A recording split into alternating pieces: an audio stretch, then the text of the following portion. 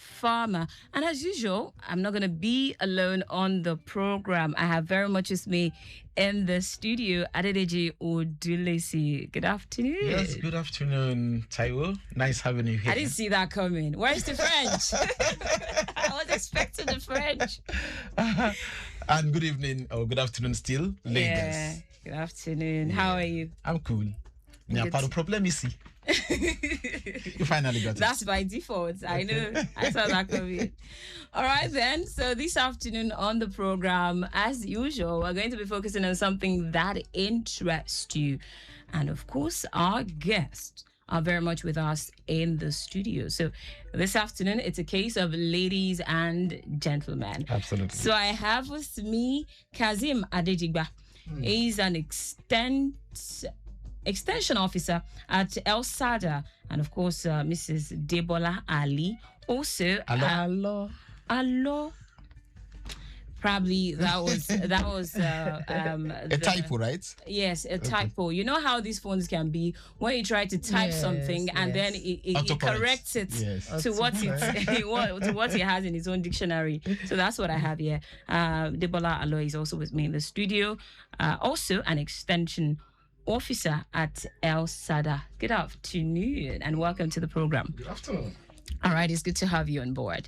Let's get down to business this afternoon. Talk to me about what you do, right, as an extension officer. Yeah, let's start with you, Kaxim Adedigba. Okay. As an extension officer, Lagos State Agricultural Development Authority, assigned to Western zone of the state, Badagry precisely. I cover riverine communities, farming communities, several villages, about that area. Do we have villages in Lagos? Carry on. We have several villages we have villages in Lagos City, very many, more than 100. In the riverine community.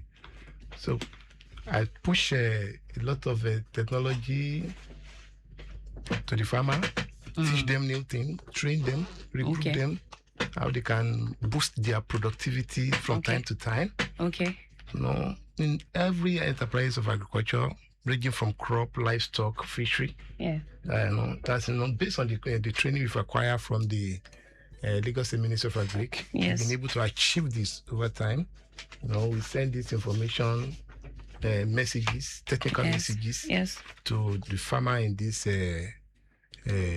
area and this part of Lagos State. So, sorry, can you put a name to these places you are mentioning so that our listeners can have an idea? You just say Badagry is so big. Can you put a name? There is a boundary this time between Badagry and Ojo, but there is a connecting link between Ojo and Badagry. So just mention some of these villages. We have let me start from Ojo because more of the villages they fall into Ojo than Badagry. Yes. And there are very many. First we start from Irewe. Then after Irewe we have another village we call Ibode. Then Ibode we have another one we call Popoku. Then we have Agono. We have Okoibado.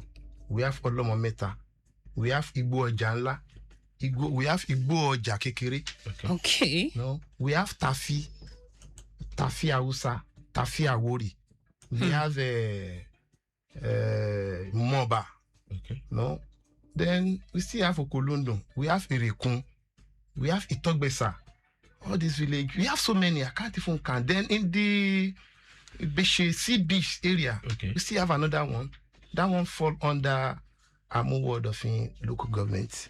In the Sea Beach, we have Jegbede, we have Abule Glass, we have Abule Afa, Fankole, Okunkobo, and so many of that. All right, while you walk us through all of these areas, talk to me, what are the kind of farm produce you actually cultivate around these areas? We're aware that for rice farming, it's majorly Ekpe, Ikurudu. And when it comes to coconut, Badagry has got that. All of these areas you're talking about now, the Badagry, Awori side you're talking about, what do you cultivate around that area? Or what do your farmers around that area, what do they cultivate the most? Yeah. In those areas I mentioned, they cultivate rice. We have tomato farmers, vegetable farmers, cassava, plantain, very many in those areas. So, pepper. So, and they are in larger quantity, which we cannot even compare with any other area. That's good. In Lagos State. Aside from the fish, since there's a lot of fish. That's the peculiarity of the. What type of fish do we have there? So many different kind of fishes. We have most of these villages I mentioned, they are island. Okay. They are island because we have to cross. Then behind them we have the ocean. Okay. And then in between them we have large areas of land, large hectares of land. Awesome. Yeah. Okay. So and they predominantly fishermen. Okay. So when the fish are capturing are not forthcoming, that's why I see some of them try to, take up crop livestock. Businesses in agriculture. All right, let's turn to the lady in the house this afternoon, that Debola, on this one. Hello. Yes, talk to me. The Lagos State government has invested so much in food production, and how much of contribution, have you been able to contribute, right, from that part of Lagos? Thank you very much. Presently, Lagos State Agricultural Development Authority launched its Farmers Helpline, and the concept is for farmers across Lagos State to be able to reach extension agent 24 hours, 7 days in a week. They will be able to, irrespective of what you are going through on your farm. This helpline, there are just 4 numbers. The 4 numbers cut across all of the agricultural zones in Lagos State. The Far Eastern Zone, the Western Zone, the East Zone, and the headquarters of our Agricultural Development Authority. Yes. So I will be calling the numbers for that our farmers in Lagos State can call anytime, and we have extension officers that are readily available, that will be picking their calls. They will be attending to our farmers, irrespective of what you are doing on your farm, be it crop farmer, be it livestock farmers, anything, piggery. So if you are calling onto all of these numbers, extension officers will pick your calls, attend to you, refer you, and attend to your immediate concern. So for the number that you will be reaching, if you are calling Eastern Zone, that is, Eastern Zone is area around Ikorodu, Imota, Ikorodu side. So the number is an Airtel number, which is 08031 0088310895. The officer that will be picking this call is Mrs. Owode. Then can you take the number again? The number is 08088310895. Okay. As I've said earlier, Mrs. Owode will be picking your call as 24 hours. Then for Western Zone, which is area around Badagry area, Ojo, along all of those sides, the officer that will be picking this particular number I will be calling now, is Mrs. Kolawole. The number is 081 54860748. I'll call the number again, 081 54860748. Then for our people in Ekpe, Ibejuleki, Lagos Island, Eredo side, all of those side, Mr. Femi Alao will be picking your call. The number is 07047003733. Then for our people Once around again, the number again 07047003733. Far Eastern Zone. Then the last one, which is for our headquarters, areas around, for anyone that would like to come directly to the office for his or her consultation, you can always call this number 081-6324-7871. I'll call one more time, 081-6324-7871. I will be picking the call. And who are you? I am Adebola. Hello. All right. So are they toll free? Presently, all of these numbers, they are not toll free. Okay. Because the initial concept was to make it a toll free. Okay. But since the pre-season, as in the agricultural activities, has been launched for the year 2026, and this program has been launched as well, and we don't want to keep our farmers waiting, and we'll be salivating them that this is what we want to do, but this particular thing is the one delaying us. We want to take that out of the whole issue. So there's a provision to have it toll-free later? The toll-free is still in pipeline presently. Okay. But for now, you can always call with your call credits, and we will definitely attend to your call. And if there is a change as well, we'll definitely come back here to make you know the development. So a lot of consultation is free, right? It's free. It's free. Okay. It's free. You don't have to pay for that. all you need to pay for is your airtime. Yes. All right, let's turn to Kaxim Malo on this one. What do you do as an extension officer? Extension officer, I pick technical message to farmers. I try to link. I'm serving as a bridge between the innovation policies of government and the farmer, practical farmers this time. So, I think we need to hear from him some of his success stories to showcase what he really does. Absolutely. Can you share with us? It's sounding like it has to be a confidential thing. No, not really. Let's hear you. It's a success story. I don't need to hide it. Okay.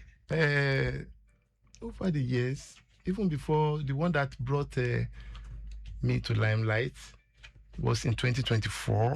Okay. Oh no, it was during my quest moving from village to village. I managed. It's a place I've been covering for over 2 decades. So I stumbled on this village called Daddy Louis. When I got there, I saw a cluster of tomato, massive land. I asked the farmer the size of the land. They could not even tell me. Wow. Not until when I started the mapping of the area, checking the size of the farm, I tried to calculate the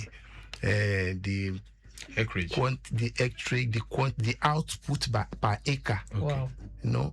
I calculated the number of fruit per stand of tomato, per 1 tree of tomato. So I calculated everything together. I got about 19.18 metric tons. This is what I reported to my then program manager. He was very amazed. He said, was I sure of what I was saying? I told him, yes. He said, we have to be there. When we got there, when he saw it, he was very surprised. He had never seen it. He didn't believe there was such big land of tomato in Lagos. So when they're in the harvest season, like trailers or trucks come there to pick tomato? No. They take this thing to my market, my 12. Yes, I said trucks come to carry them now. Exactly. Yeah. Yes. Exactly. No, though there is the road are not that motorable. Okay. So they have to take it through the boat. That's one of the complexity, one of the difficulty we have in the area. Okay. So they take it through the boat, pack it in the truck, transport it to Ilepo, my 12, and Ajegunle, Yanoiba, and other neighboring markets. All right, talk to me. Is the Lagos State government, you being an extension officer, do you communicate some of these challenges to the government in seeing how they can, create some sort of intervention in helping to mobilize these farm produce instead of having more wastage? Yes, of course. The state has been trying. No, because recently they gave this village I'm talking about, that the lowest boat to ease the transportation. So, and I believe they will still want to do more, because after Daddy Louis, I've been able to discover about 5 villages that can even produce twice of what came out of Daddy Louis. Wow. Aside from the boats, were there other incentives given to them? So many. Can you just... Fertilizer. So far, that Daddy Louis, Lagos State, in fact, I was surprised. They've given them at least more than 4 trailers of fertilizer. Wow.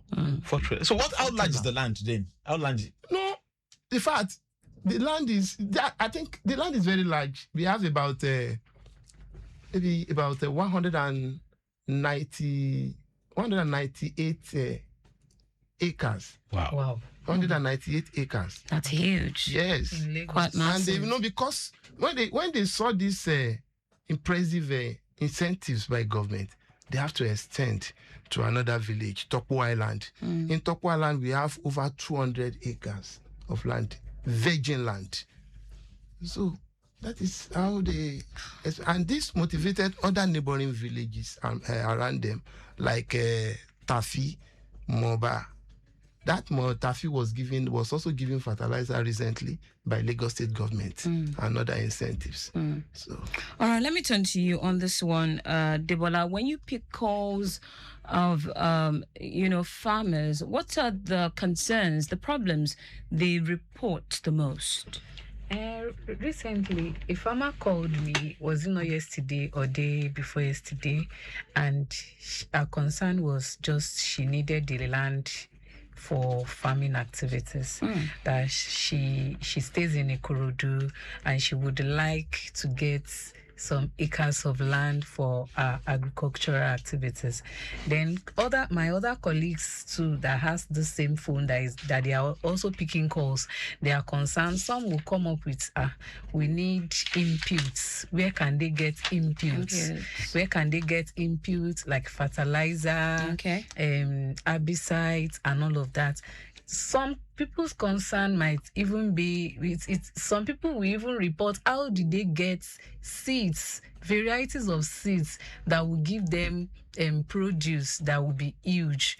There are some produce that seed that when you plant them, the outputs will not be what you really want. So most times our agency is always referring them to where they can get viable seeds for their production, be it vegetables, be it maize, whichever one, in which you will be able to get high turnouts. Okay, let's look at leveraging on all of these opportunities you just mentioned, the land allocation, fertilizer, seedlings and all of that. For anyone listening right now, how can one leverage on all of these opportunities just to increase food production and create job employment in Lagos? Presently, Lagos State Agricultural Development Authority has been preaching urban agriculture. That you should not sit down and be waiting for everything to be done before you can get involved in agricultural activities. You can start something somewhere. Even if you are living where there is no land, where you can't see soil, you can still plant. How? And we have bodies that are presently tutoring people, youths. We have youths that we are mentoring on this, so they can also cultivate. They can farm without them having acres of land with the use of urban agriculture. For the past 2 years, Lagos State Agricultural Development has been preaching urban agriculture to all of our youths that are graduates, still hoping to get jobs, still hoping to get admission into university. They can get themselves involved in urban agriculture. Even retirees. All right. Okay. Maybe to add to help you out, there's the guess who have come here before. I've talked of the Agric Land Holding Authority. Yeah. So it's not part of the LSADA. It's another agricultural agency of its own. So there's land vested under them. That hectares of land just primarily for agricultural purposes. Although one of the challenges there is that some people may want to use these things to convert over time to residential because they actually live there. The idea is that you can farm and live there, but at times some people like to turn it to abuse opportunity and turn it into residential and non-farming. Those are some of the back side of the such venture. Okay, our brother, I'm still interested in that tomato because she mentioned seedlings, viable seeds. Yes. So tell us that tomato there. Is it a game changer for Lagos State? You mentioned that kind of hectare of land. What quality is that tomato? Is this something that is because tomato, when you see tomato, you go to Lagos, you see that it's watery, it's beginning to after 1 or 2 days. Yeah. Is there anything special about this tomato in that area? Yes, thank you. The tomato, in fact, it's a very wonderful variety. We call it Cobra. As in snake? No. That's the brand name. But it's the same spelling. It's the same spelling. Okay. Cobra. It's Cobra F1. It's canned. How did we get to the point of calling tomato Cobra? Is it the shape now or what? No, not that. It may be because of the nature of the tomato. It's so strong. It has more flesh than water. So why not name it Lagos tomato? Just like tomato juice. Okay, it's imported. Okay. It's canned. Okay. It's imported. It has more flesh than water. Okay. That must have given the tomato that attribute to stay longer on the shelf. How long can it stay? Okay. It stay up to between 9 and 11 days before it starts rotting. Okay. Instead of it rotting, you see it shrinking. Oh. Yeah. Well, you only have problem when you refrigerate. But if you put it on a table, you see it shrinking. It won't spoil. I know that the first day, second day, maybe like the 8th day, it start to shrink. Bringing down water. Maybe from 7-8 days, you see it start just shrinking. Okay. It has more flesh than water. Okay. So the spoilage will not be that massive or earlier than when it has more water. And did you say that it's hugely exported to Ilepo markets, Mile 12 markets, and yes, okay, in trailer loads or in trailer load. In fact, at a point, the people in Ilepo and Mile 12, I could remember they asked them to stop. Hey. Yes, because the supply disturbed the one they were bringing from up north. Wow. They asked them to stop. Wow. Because, the perishability of the one we are getting nearby, you can't compare the one that has stayed for up to a week on the road. That's one of the advantage it has. Apart from the fact that it has very longer shelf life. It stays. So, what is the state government doing about this? If we have to stop, producing or taking what we produce to the market just because what we import from other states, we need to, create a market for what we bring in from other states. This is supposed to be food production for Lagos. Yeah, we consume it in Lagos. Yeah, I understand. What I'm saying is, you just mentioned now that they asked, the farmers from Badagry, Awori side to stop bringing it to the market just to create room for those bringing it from other parts of the country. Maybe this is where the issue of value chain will come in. You understand? Because at a point, because the farmer, the sellers in the Ilepo and Mile 12 felt that when the tomato was coming, it disturbed the one they were bringing from the north. They could not even, there was more patronage on demand for the one that has than their own. Yeah. I think that question has been answered in earlier editions of this program. You know, we have this at Mushin, we have this our hub. Mushin. Okay, So what happened is that, if, as I remember, they pushed it to the hub. All right, let's begin to wrap this up now. But I really need to ask this question before we wrap things up this afternoon. So, apparently, I would like Debola to answer this question. Talk to me about, cultivating for commercial purpose and for personal purpose. How are Lagosians, keying into this? I think the most important thing we have to have in mind when you are going into agriculture, be it personal, be it commercial purpose, is farming is a business. It is no more the kind of farming that you start doing, let me just try and error. You are farming because it is a business. And when something is a business, the aim is to get profit, and not just anyhow profits. So once you have that at the back of your mind, that this particular thing I'm doing, this farming I'm doing, is for me to get so amount of money. So you will put in all efforts to be able to get the yield that you want and that you need. And keep proper records, right? And again, one thing we used to preach our farmers on the farm as field officers is you need to keep record. Gone are the days when you just... We'll probably have to bring you back on the show to talk more about, record keeping and how you attend to the needs of, farmers in Lagos. I must say a very big thank you to you, Kaxim Adedigba and Debola Alo, for coming on the program. All right, so this program has been brought to you by the Lagos State Ministry of Agriculture and Food Systems. All right, and I have done this with Adeliji Odulisi. My name is Taiwo Baroa. Also, big ups to Daniel Downsey of the social media unit. Our executive producer is Tayo Akonli. My name is Taiwo Baroa. The program makes a return next week, Friday at 4:30. Join us again.